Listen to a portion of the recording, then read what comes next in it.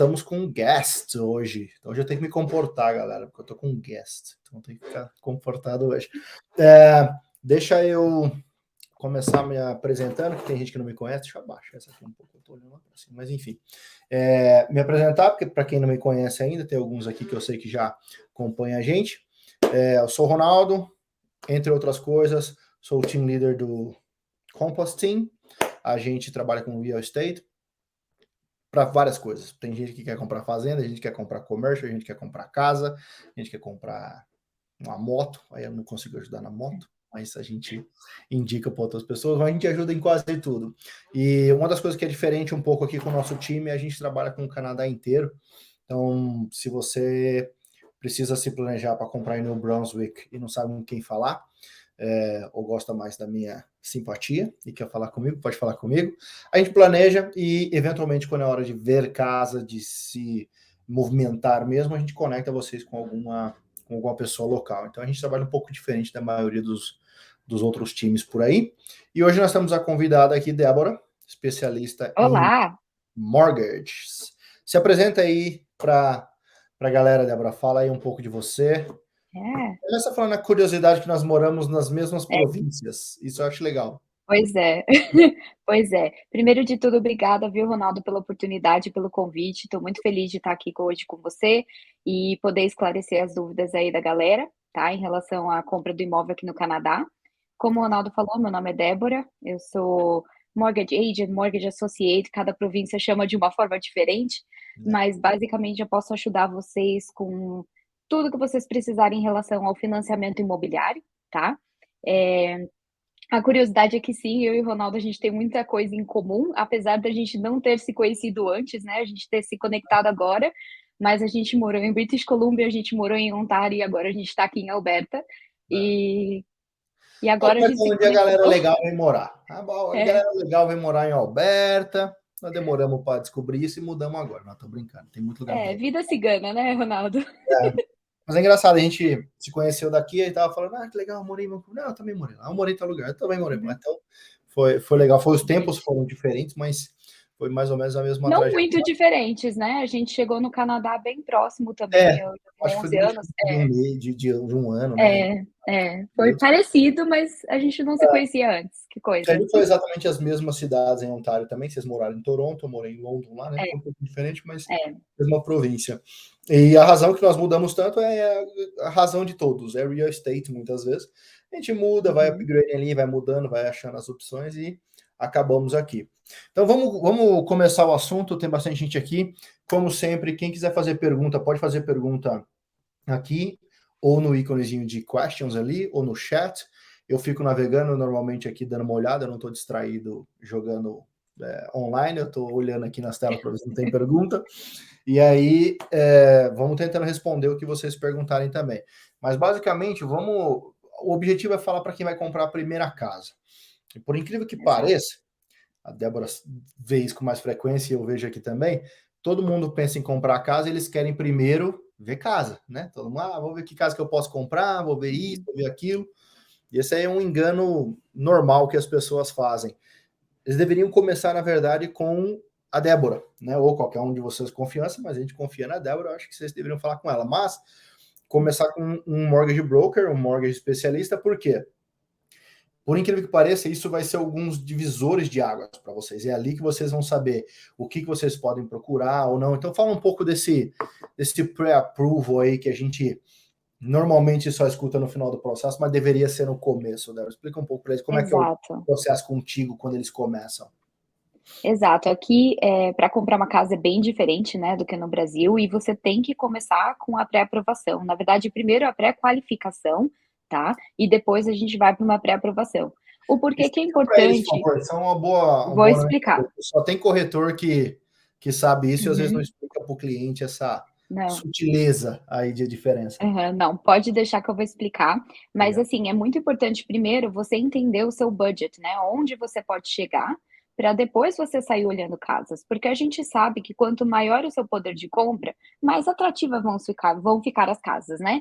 Então é muito importante que primeiro você goste do seu budget para depois você gostar de uma casa, né? Porque é muito fácil olhar uma casa de É, US$ 1 milhão. É lógico que a casa vai ser maravilhosa, né? Mas nem sempre essa vai ser a sua realidade, tá? Então, assim, o primeiro passo de verdade é a gente bater um papo, a gente ter uma conversa.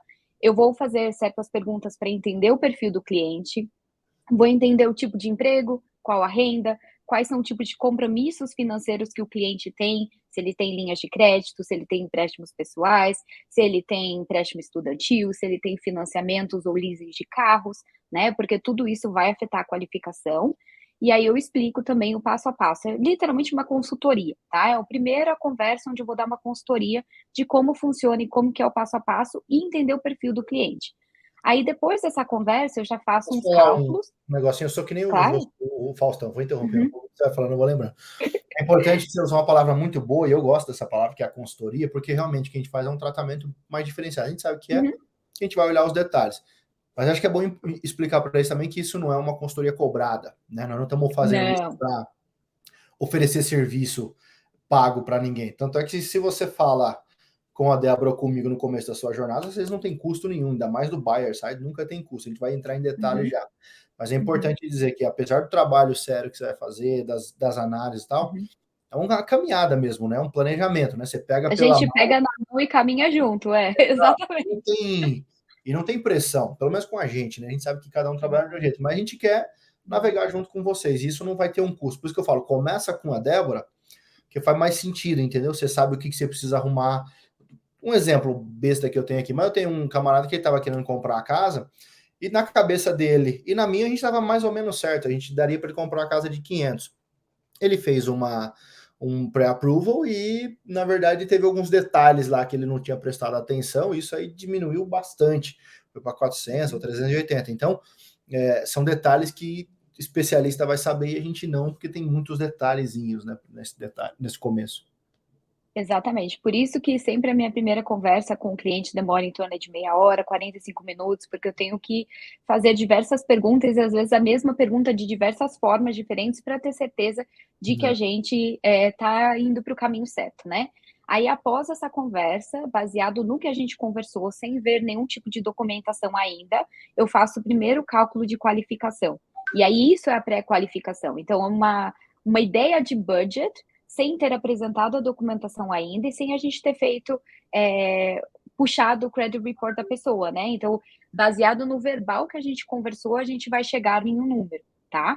E aí, nem sempre, né, a realidade de hoje é a realidade de amanhã. Então, é isso que eu sempre gosto de deixar claro, porque quando eu faço a pré-qualificação, eu estou levando em consideração os juros de hoje, por exemplo.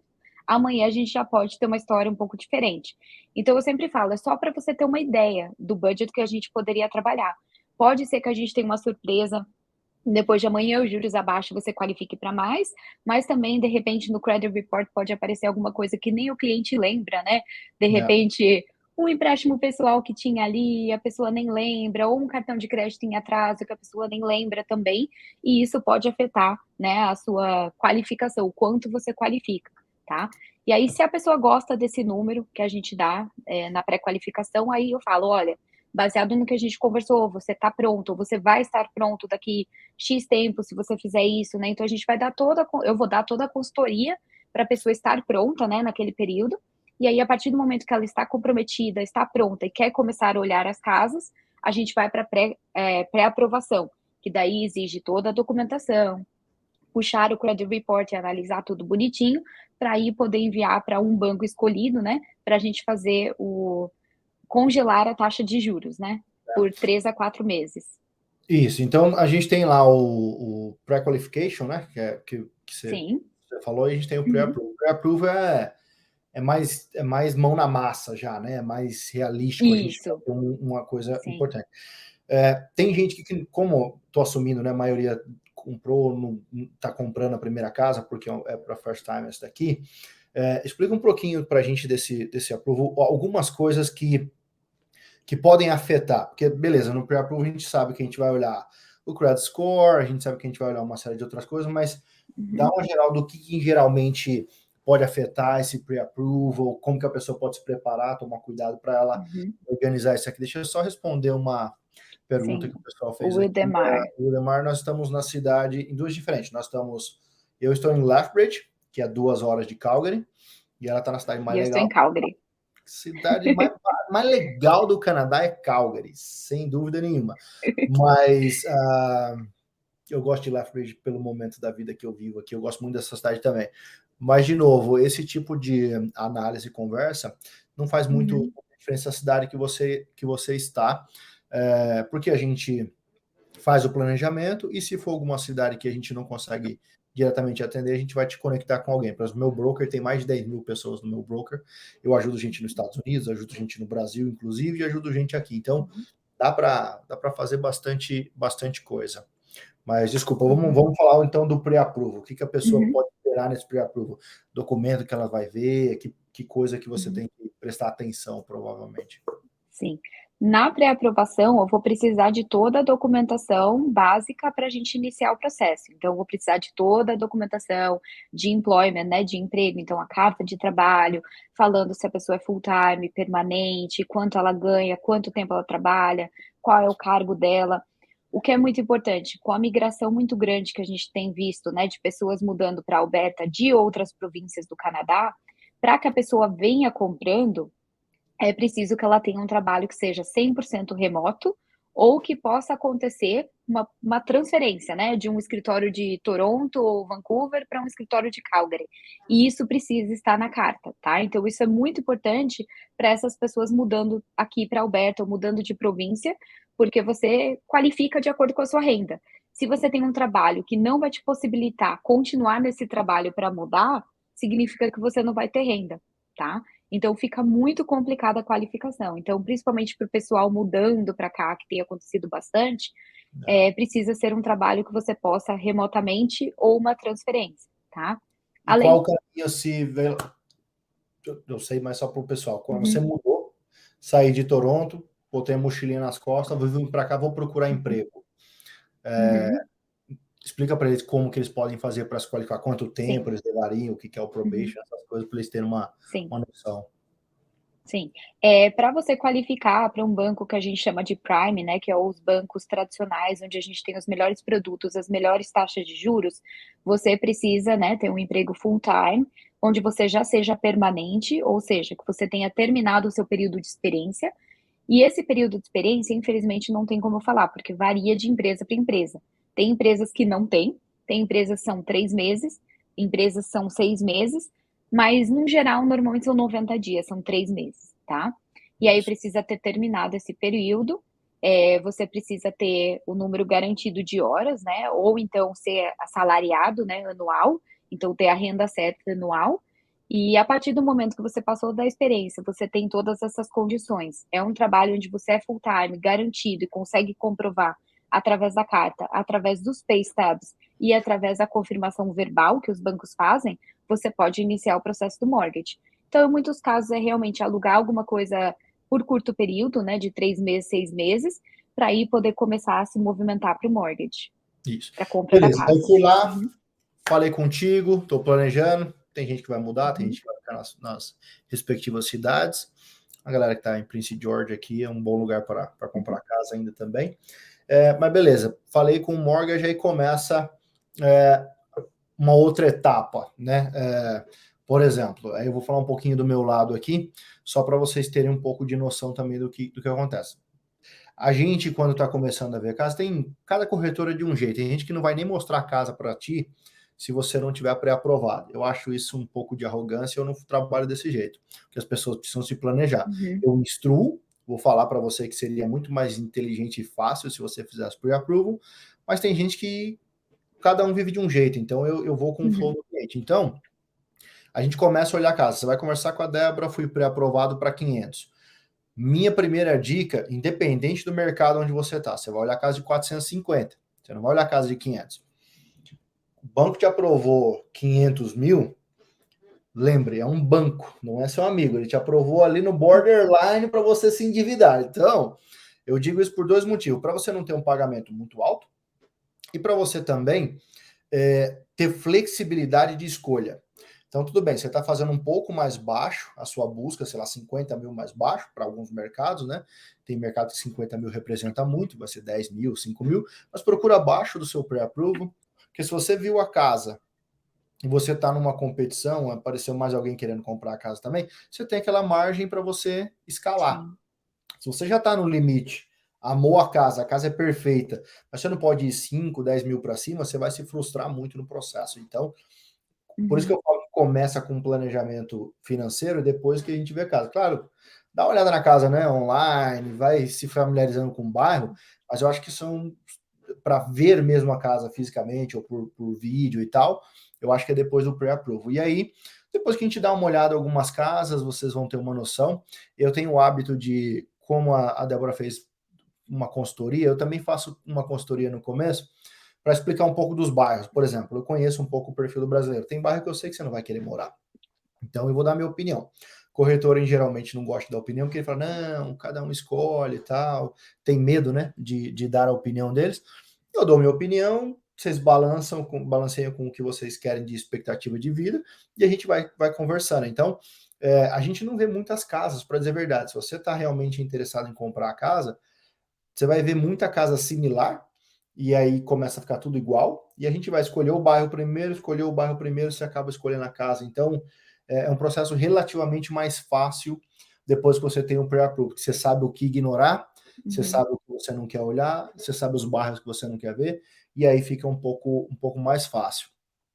Uma outra coisa que você comentou aí que eu queria que você falasse, porque senão eu vou acabar esquecendo, que eu falo mais que o homem da cobra. Você comentou, por exemplo, de juros, banco Prime, banco não sei o quê. Explica pelo Uhum. menos para a gente que não está acostumado, eu vou ler as perguntas aqui depois, mas pergunta para a gente, Sim. o que é o lender A, lender B, e o que é esse juros Uhum. variável e fixo aí que o pessoal tem ouvido muito nas notícias Sim. recentemente, principalmente, né? Sim. Com certeza. Aqui no Canadá, a gente tem diferentes tipos de bancos, tá? Então, a gente tem o que a gente chama de lender A's, que são os bancos primes, a gente também tem os lenders B's, que também são os lenders alternativos, e a gente tem os mortgage privados, tá? Eu sempre tento, né, colocar os meus clientes sempre que possível em lender A, e normalmente esse é o perfil do first time home buyer, tá? Então, eu acho que hoje a gente pode focar mais nisso, porque normalmente quem é first time home buyer tá juntando dinheirinho, tá fazendo planejamento, e normalmente esse é o perfil do first time home buyer, tá? Principalmente pela questão do down payment, porque se você quer dar o mínimo de down payment exigido, precisa ser num banco tradicional, porque se a gente for trabalhar com os lenders alternativos ou os privates, a gente tem um mínimo aí em torno de 20% de down payment para mais, dependendo do tipo de imóvel, tá?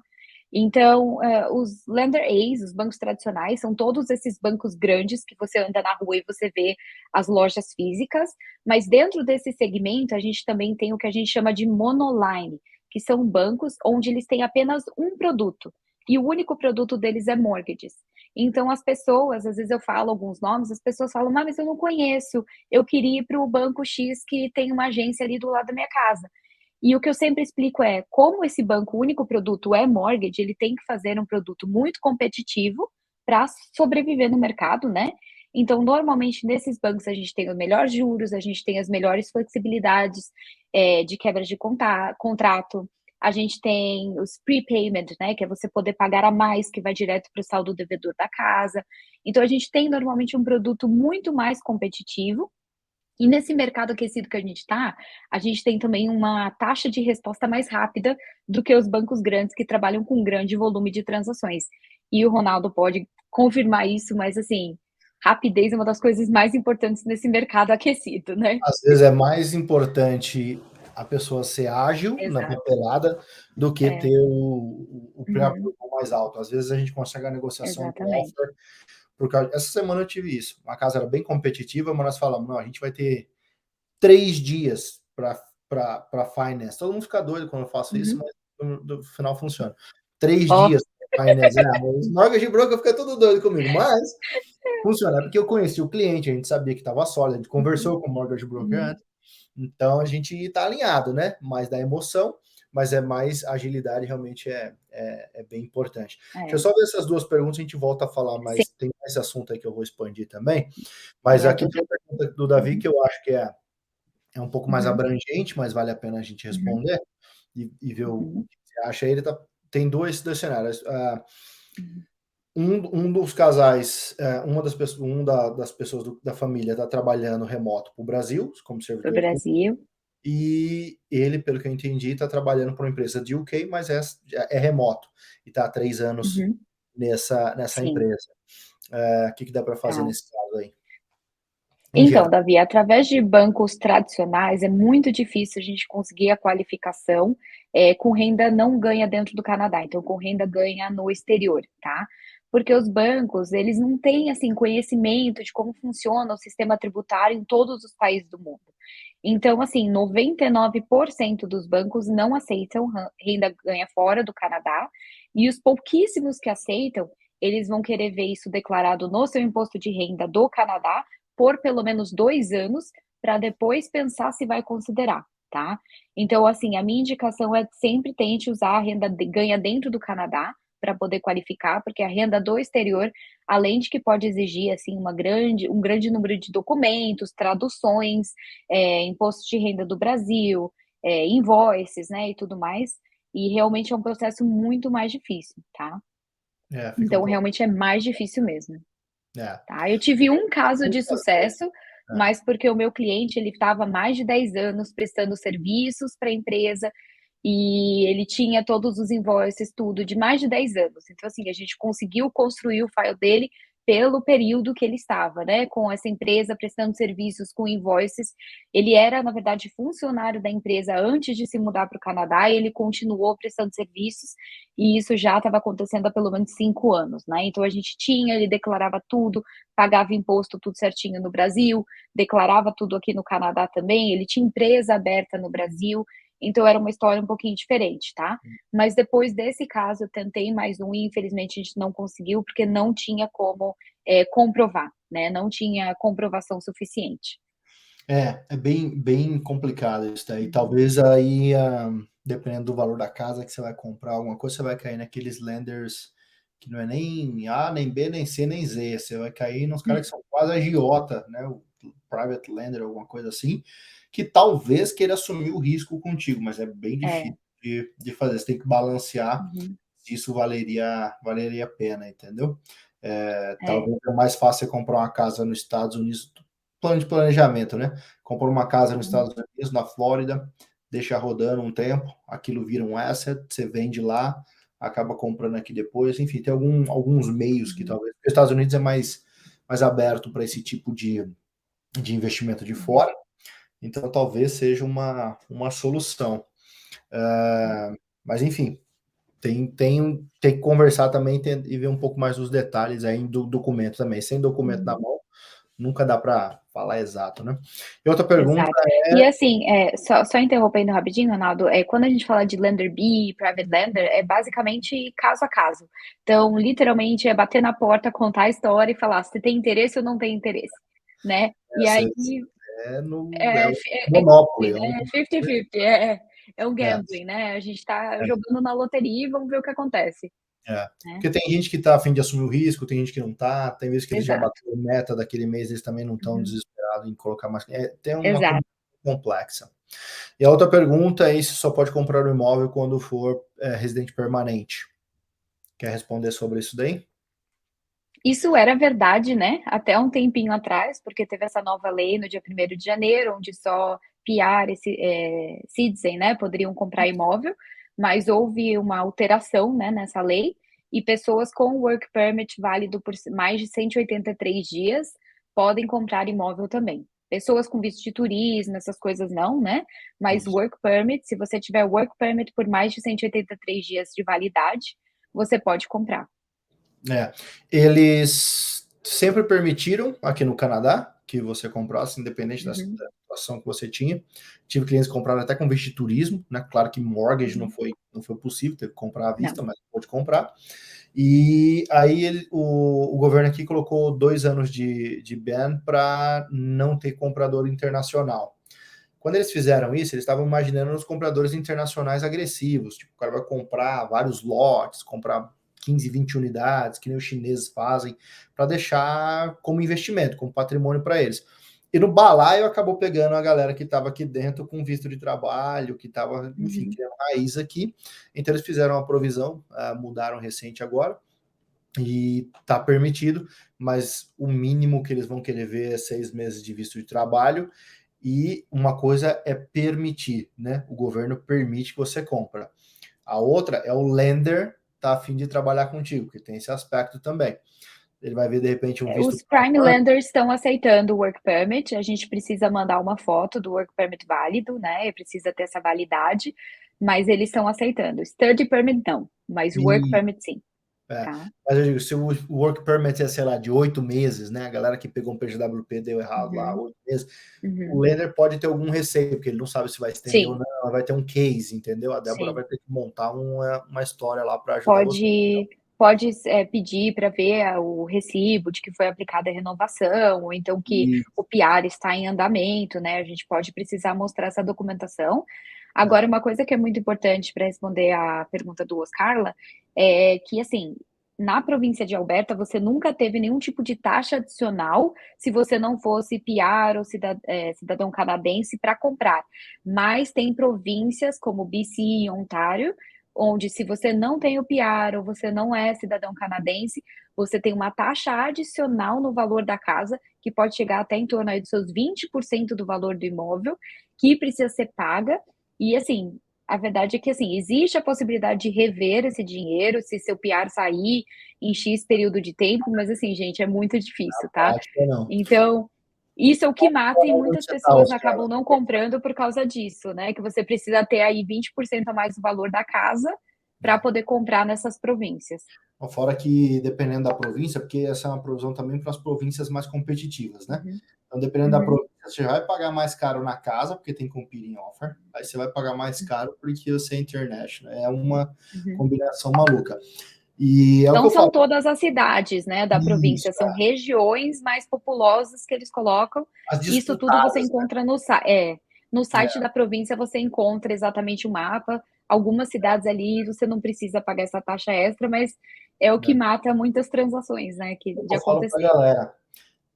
Eu tenho galera que mora em Toronto, eu chamo de Tesla Boy. A galera Tesla Boy mora em Toronto e mora bem, paga aluguel lá, vai morar de aluguel o resto da vida, porque não dá para comprar uma casa lá, dependendo da casa que eles querem, vai ser acima de 1 milhão. Eles não querem casa muito velha, eles não querem isso e tal. Então vai ser todas com certeza acima de 1 milhão. Então eles preferem pagar um aluguel, tá um risco calculado, tá controlado, e eles compram casas com a gente aqui em Alberta. Não estou fazendo para puxar a sardinha para a gente, que a gente não precisa, Uhum, mas é uma realidade muito plausível você comprar uma casa de 200 mil aqui, ter um aluguel bom, deixa essa casa se pagando, depois de 5 ou 6 anos você vende e dá uma entrada mais alta na sua casa, na região mais uhum. competitiva. Então tudo passa pelo planejamento também, né? É, vamos falar um pouco aí dos erros que a galera. Deixa eu só abaixar aqui. Só vamos falar um pouquinho dos erros que a gente está falando assim de taxa, falando de aprovação e tal. Uhum. Que é comum que você vê aí do seu lado de as pessoas não estarem sendo aprovadas ou fizeram algum movimento errado Uhum. aí e acabaram atrapalhando essa aprovação, que a gente falou, mudança de emprego, sei lá, alguma outra coisa, mas o que você vê do seu lado? Sim. Tem muitas coisas, né, que podem afetar a transação, principalmente se a transação já estiver acontecendo. Então, assim, idealmente não vai ter mudança de emprego, você não vai fazer nenhum tipo de novos financiamentos ou nenhum tipo de novo compromisso financeiro, ou pegar dinheiro emprestado ou trocar carro, né, durante esse período, até ter a chave do imóvel em mãos, porque os bancos, eles podem puxar um novo credit report no dia da entrega das chaves. E se alguma coisa nova aparecer ali que já não te faça mais qualificar para aquele financiamento, a gente pode ter um problema, né? No dia do fechamento. Então, assim, eu sempre dou essa instrução para os meus clientes que do momento que eles iniciam ao momento de ter a chave em mãos, para não fazer nenhuma mudança radical. Aumentos são sempre bem-vindos, tá? É, Pode receber aumento, não precisa negar. Agora, mudar de emprego, onde você vai ter um novo período de experiência, pode ser um problema, pode ser aprovado caso a caso, tá? Se o banco entender que vai ganhar mais e não vai ter experiência e que você não corre risco, isso é no pode ser mesmo tempo, aprovado. né? Eles não querem ver mudança no Exatamente, né? mercado, Uma pessoa né? de TI mudando para uma outra empresa de TI, onde vai ganhar mais, onde vai estar num cargo melhor, isso pode ser aprovado, mas assim, tem que me consultar antes, a gente tem que conversar com o banco, a gente tem que deixar tudo muito explicado, né? Tudo muito claro antes de qualquer mudança, né? Então, isso é o Mas mais igual importante. eu tava comprando, não lembro nem que casa que era. Era em London, segunda, acho que era a segunda casa que a gente tá comprando. Aí eu sabia, né, que não podia fazer, mas eu sou aloprado. Eu fui lá, falei com o mortgage broker, fiz tudo, tava tudo aprovado. Aí, uns 3 dias antes de mudar para casa, a gente teve um acidente num carro lá. Falei, vamos trocar de carro então, porque o carro já arregaçou mesmo. Aí pegamos um truck. Nossa, a pobre coitada quase morreu do coração quando eu contei para ela, mas deu tudo certo. Foi com emoção, mas Sim, deu tudo certo. Então, isso e com certeza é importante, né? uhum, Essas mudanças e tal. uhum, E uma coisa que eu acho que as pessoas também têm muita curiosidade, e você com certeza vai conseguir falar com a gente, é esses benefícios que tem aqui, que a galera fica doidinha, sim, às vezes não entende essa sopa de letrinha RSP, TFSA, qualquer coisa. O que sim. realmente para first time, né? Para a pessoa que está comprando a casa a primeira vez, o que tem de benefício aí em geral, né? Para as pessoas prestarem Uhum. atenção. Sim, Ronaldo, antes de falar sobre isso, eu quero falar uma coisa que é muito importante, que as pessoas não sabem, e é onde normalmente a gente tem, assim, não chega a ser um problema, mas é onde é mais trabalhoso na questão da documentação, é a questão do down payment e os closing costs, né, que são os custos para fazer a transação acontecer, tá? Boa, Então, qualquer banco que a gente for trabalhar, seja ele A, B, C, D, E, a né? gente vai precisar mostrar esse dinheiro que você tem, os fundos para fazer a transação acontecer, né? E para pagar o seu down payment. E como que é feita essa comprovação? Através de extratos bancários, né? E alguns bancos, na verdade, a maioria, é o que eles chamam de bulk transaction, ou seja, uma transação acima de US$ 2.000 ou acima, de você recebendo dinheiro que não é do seu empregador, tá? Alguns bancos é 3.000, alguns bancos é 4.000, mas eu vou falar 2.000 para a gente ser mais conservador, tá? Então, qualquer dinheiro você recebendo, mesmo que seja entre sua checkings e savings account, por exemplo, que você transfere e vai aparecer lá nos 90 dias de extrato, a gente precisa justificar o que é isso. Se ele não está vindo de um benefício do governo, se ele não está vindo de tax refund, se ele não está vindo do seu empregador, a gente vai precisar explicar. Então, eu sempre falo para o meu cliente que eu vejo que o processo da compra da casa vai acontecer daqui 3, 4 meses, tenta evitar muitas movimentações na sua conta, deixe o dinheiro do down payment paradinho, se possível ali numa savings account, sem muitas movimentações, e se for necessário fazer alguma movimentação, anote o que que é, guarda o comprovante, guarda o recibo que a gente vai precisar mostrar, tá? Então isso é muito importante. Isso às vezes é alguma coisa que o cliente não lembra, ou até mesmo um dinheiro que ele tinha na casa dele, foi na boca do caixa lá e depositou, não tem como comprovar, né? Então é muito importante que tome muito cuidado com essas movimentações de dinheiro. Né? Às vezes você emprestou 4.000 para um amigo, o amigo está te devolvendo. Você tem como comprovar? Tem como justificar? Não tem, né? Então, assim, pede para o seu amigo fazer um depósito hoje, menor, daqui 2 semanas faz a outra parte. Isso vai te ajudar na hora de coletar a documentação para comprovar o down payment, né? Você não vai precisar ficar indo em 15 contas diferentes e pegando extrato e traqueando o que é isso, o que é aquilo, né? É. Então isso é muito importante. E você comentou um E negócio aí movimentações do Brasil também, né? do Precisa, Brasil, esse Wise, né? Vai, vem esse Wise, deixa exato, tudo muito guarda doido. os recibos, É. guarda os extratos do Brasil mostrando esse dinheiro saindo de lá. Então é muito importante guardar tudo. Né? Você falou do closing costs, a gente está Uhum, com tempo ainda, vamos falar um pouco mais desse closing uhum, costs. A galera também se confunde um pouco com isso. Eu vejo com uhum. frequência quando é o cara que está comprando a casa pela primeira vez, porque ele fala assim, não, o que é closing cost? Vai ser o advogado, a mudança, uma taxa ou outra lá que vai ter, land transfer, né, para algumas províncias que tem, aqui não tem, porque nós somos legal, então não tem essa taxa extra, mas algumas províncias vão ter, enfim. Aí o cara faz uma conta de padaria e fala, não, o closing cost eu consigo pagar no cartão. Eu pago o advogado no cartão quando Uhum. ele mandar invoice, eu pago essas coisas. Não, você tem que ter o dinheiro, né? Você tem que ter o valor do down payment mais o Em dinheiro conta, junto separado. com o down payment.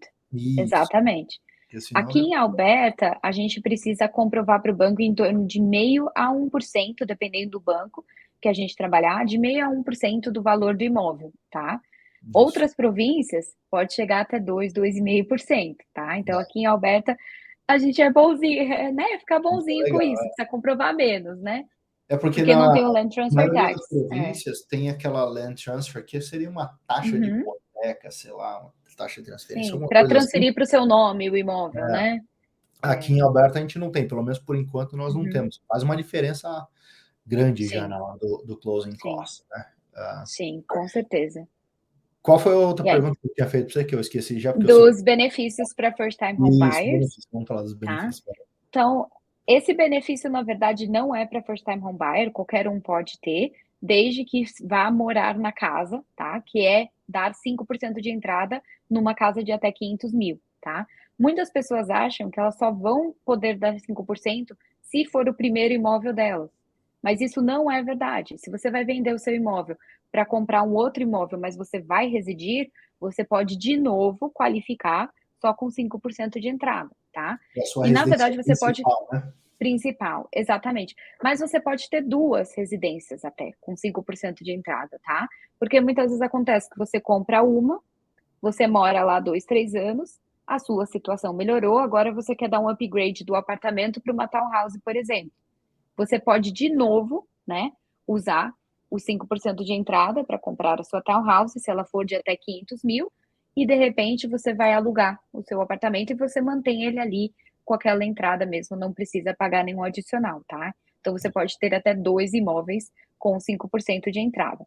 Agora, como benefício para first time home buyer, a gente tem a, a Paula aqui perguntou sobre o RSP, que é o Retirement Savings Account, e sim, você pode usar desde que você seja first time home buyer, de acordo com a definição do CRA, que é muito importante entender a definição do CRA. Então, todo mundo que está pensando que é first time home buyer, vai lá no site do CRA, veja se você está dentro da definição de fato, né? Tem toda aquela questão dos 4 anos e tal, tá? Então, como first time home buyer, você pode usar até 35 mil dólares por pessoa para o seu down payment, que do dinheiro do retirement savings, porque muitas pessoas contribuem há anos, ou a empresa contribui, Ah, e esse é um dinheiro que você só vai ter acesso lá na frente, né? Então você consegue ter acesso até 35 mil dólares, tá? Por pessoa para o down payment, tá? Tem um formulário que você precisa preencher para ter certeza da sua qualificação e tudo mais, mas é um processo bem simples. Existe o repagamento disso, né? Você vai repagando para o governo, para o CRA, né? Para a sua própria conta, né? Do RSP, mas é um benefício ótimo, né? Porque muitas vezes as pessoas têm dinheiro lá, porque a empresa contribui, ou dobra as contribuições e acaba sendo um dinheiro que está parado por agora, né? isso. Tem que tomar cuidado nesse procedimento, mas aí a Débora ajusta vocês aí no caminho, Uhum. que tem uns nó cego que nem eu, né? Você pode sempre sacar o dinheiro da sua RSP. Só que se você sacar para comprar um carro, para qualquer outra coisa, você perde uma cacetada, porque é imposto em cima de Taxa. imposto, imposto e Uhum. tal, até que não vale mais a pena Uhum. você tirar, porque eles querem dificultar que você use esse dinheiro, que é para Uhum. você se aposentar, né? Sim. Então não vai fazer a loucura de na hora que aprovou a casa, aprovou o mortgage, você sacar o dinheiro. É um procedimento que vai ser feito na mão do advogado, eles que vão organizar isso daí Uhum. para vocês. Na verdade, é assim, é um formulário, né? A partir do momento que o cliente tem uma oferta aceita, na verdade, eu sei que tem algo que você pode sacar e você tem até um ano para se mudar para casa, né? Mas idealmente você vai ter uma oferta aceita porque precisa colocar o endereço da propriedade que você está adquirindo nesse formulário, tá? Então, basicamente, eu até brinco com meus clientes, é praticamente jogar um joguinho, porque tem várias perguntas, você tem que ir respondendo yes ou no, e aí, dependendo da sua pergunta, da sua resposta, ele vai mandar, vai para a pergunta tal. Sabe aqueles joguinhos que a gente jogava? Vai para casa, não sei qual. É mais ou menos esse o formulário. Mas se você responder corretamente e realmente você for elegível, ele vai chegar lá e vai falar: não, você é realmente elegível. E aí vai pedir para você colocar o número do seu Retirement Savings Account, vai pedir para você colocar o banco, a data que você quer fazer o saque do dinheiro e quanto você quer sacar e assinar. E aí você vai me mandar esse formulário, né, que eu preciso mandar para o lender do mortgage, mas você também vai encaminhar isso para o seu banco da sua conta do Retirement Savings.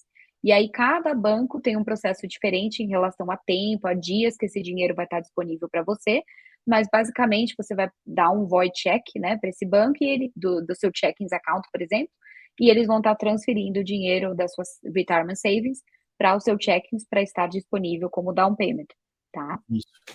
É importante falar que tem, eu acho que vale até a pena comentar essas steps agora, porque senão a gente vai ficar muito tempo também.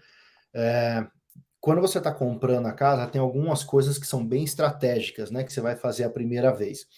Claro que isso pode mudar de acordo com cada pessoa, cada cidade, mas normalmente você vai escolher a casa, você gostou daquela casa, você vai colocar um offer. Então, se essa casa custa 450, você colocou um offer de 450 e você colocou algumas condições para que esse contrato se realize.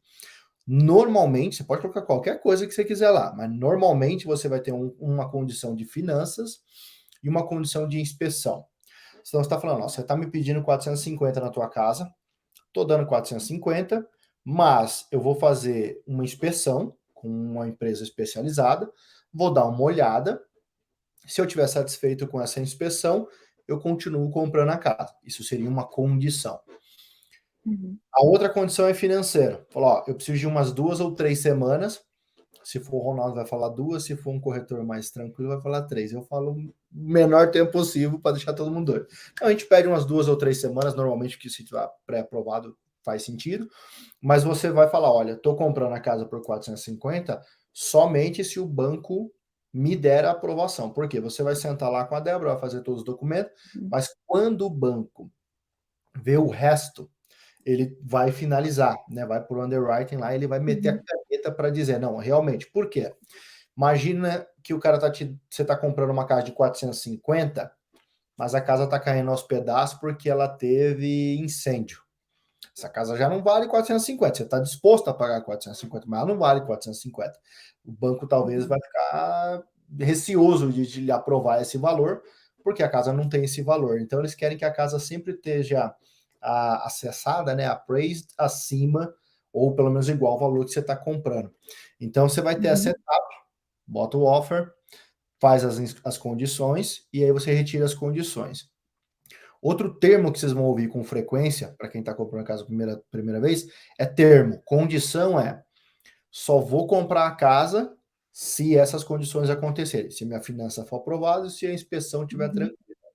E termos são maneiras, né? Como eu quero comprar essa casa. Então você fala, ó, estou comprando essa casa, mas eu estou colocando um termo aqui de que você tem que pintar a driveway, porque a gente acha que está muito velha. Não, estou colocando um termo aqui que você vai deixar a mesa de jardim. Então é a maneira, né? Isso não impede, se o cara levar a mesa embora, não impede de você de comprar a casa. Você pode falar com o advogado, pegar de volta, vai ter algumas multas para ele que estava no contrato, mas isso não impede do contrato da casa ser final.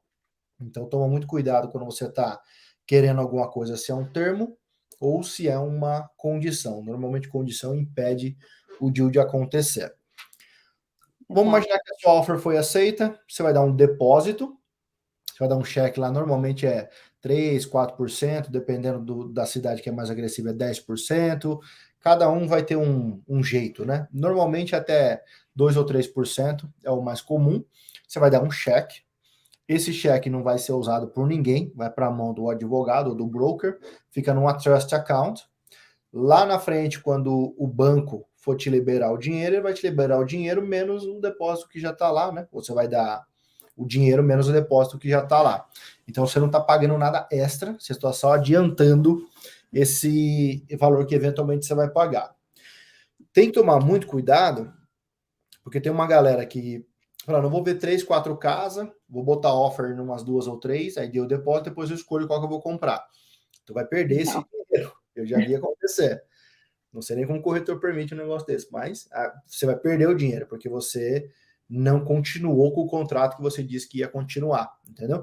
Aí tem gente que paga uma E é paulada. antiético também, né, Ronaldo? Porque a pessoa que está vendendo a casa, se você coloca uma oferta, ela está contando de que você vai comprar, a não ser que algo maior aconteça e realmente ocorra um problema, né? Isso. Mas colocar diversas ofertas, né, ao mesmo tempo não é uma É. coisa legal. Por isso que a gente fala que às vezes a forma como você coloca a oferta é melhor do que necessariamente o valor que você está pagando.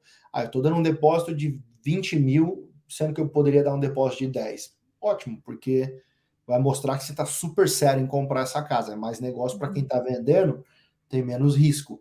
Então tem algumas maneiras que a gente orquestra isso, mas como é muito detalhe, a gente vai continuar Sim. passando um pouquinho só para não ficar muito longo também. Aí o que vai acontecer?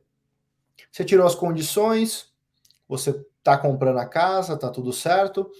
Basicamente aí sai de cena, tecnicamente, né? A gente não vai estar falando tanto, e aí vai tudo para a mão do advogado.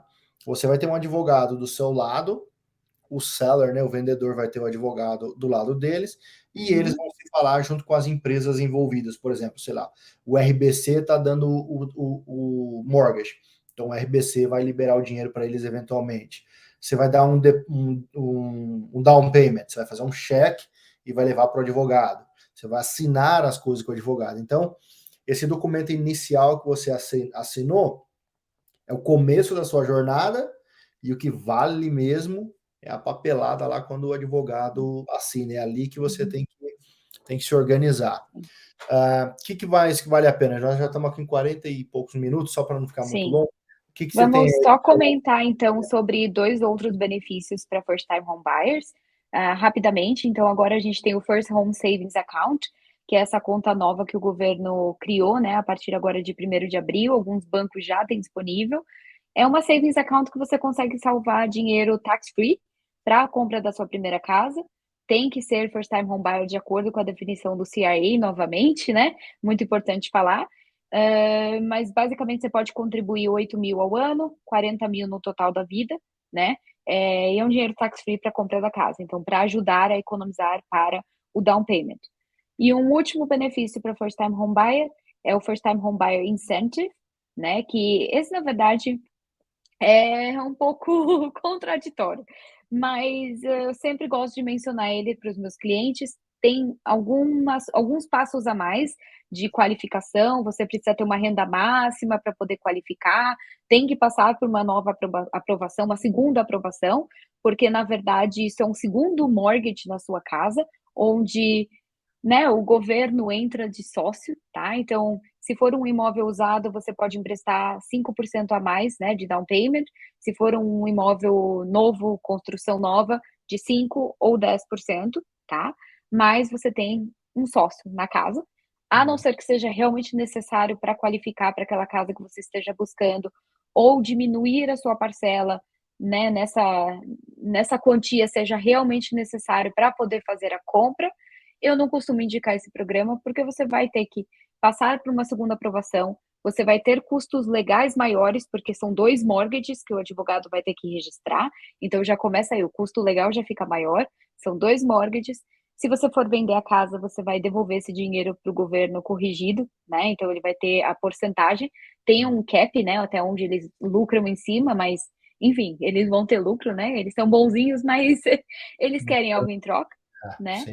Mas existe, esse programa tá aí, ele existe e ele ajuda muitas pessoas a qualificarem para casa que estão buscando, né? É. Galera, a gente tá com. Eu falo pra caramba, então eu continuaria falando aqui. Fica muito complicado também para seguir depois. Mas Uhum, basicamente eu acho que uma coisa que vocês podem manter na cabeça, e a Débora com certeza deve pensar igual, uhum. o negócio é planejamento. Então conversa Sim. com ela no começo. Vou comprar casa o ano que vem. Não tá longe, não. Parece que tá longe, não Não, tá. quanto antes se planejar e se educar e buscar informações, melhor, porque o seu processo vai ser mais tranquilo, né? É, Se você é uma pessoa que só está buscando informação na hora que você quer sair para comprar, muito talvez ajuste. vai ser uma montanha-russa, né? É.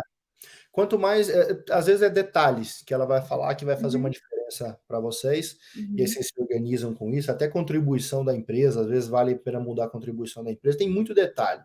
Do lado das Sim. casas também, tem gente que não quer falar comigo às vezes, porque, vou ver casa só o ano que vem, eu não tenho problema, você pode ver agora, se planejar, fazer eu tenho gente que começou olhando casa comigo em Toronto, e a gente comprou a casa na Flórida. Então, não tem certo e errado, a gente vai planejando e vai Sim. ajustando o negócio. Uhum, Fora isso, vocês vão ter os nossos contatos. Para quem está aqui na live, tem o uhum, símbolozinho aqui do lado aqui de uhum. offer, do gift aqui. Tem o link da Débora, do Calendly, você pode agendar lá e falar direto com ela. Vocês vão ter os contatos nossos também, que o Reply vai colocar os contatos lá. Se não achar, fala comigo, eu encaminho lá para vocês. E esperamos ver vocês aí no próximo. Eu agradeço a Débora pelo Ronaldo, tempo. antes de finalizar, a gente falou isso no começo da live, mas agora a gente tem mais pessoas aqui. Vamos relembrar que os nossos serviços não têm custo Não, para o cliente, tá? A isso. minha consultoria, a minha ajuda no financiamento imobiliário não tem custo para vocês, tá? Pouquíssimos casos há um custo, tá? Só quando é um mortgage privado, mas eu não acredito que seja o caso aqui, tá? Mas quem paga a minha comissão é o banco e vocês, como buyers, quem paga a comissão do Ronaldo são os sellers, tá? É, Então, isso é bom, dá não tem tranquilidade para custo. vocês É. escolherem. E a Uhum. gente também tem um perfil muito diferente. A gente não está afim de empurrar nada. Eu já entrei em casa com um cliente que Não. eu ofereci casa mais Uhum. barata para eles e eu vivo de comissão. Então eu não tenho muita preocupação com isso, não. Uhum. Mas é bom a gente lembrar. E, Débora, Uhum. obrigado de novo. Obrigada, Ronaldo. Outros com mais detalhes, de repente a gente expande nos Uhum. assuntos para não ficar muito longo. Uhum. Mas a gente vai se falando, pessoal. Agradeço novamente, curti o resto da Uhum. semana aí com vocês e qualquer dúvida, fala com a gente. Pode mandar mensagem se alguém tiver alguma dúvida. Boa noite para todo mundo, gente. Valeu, obrigado, pessoal.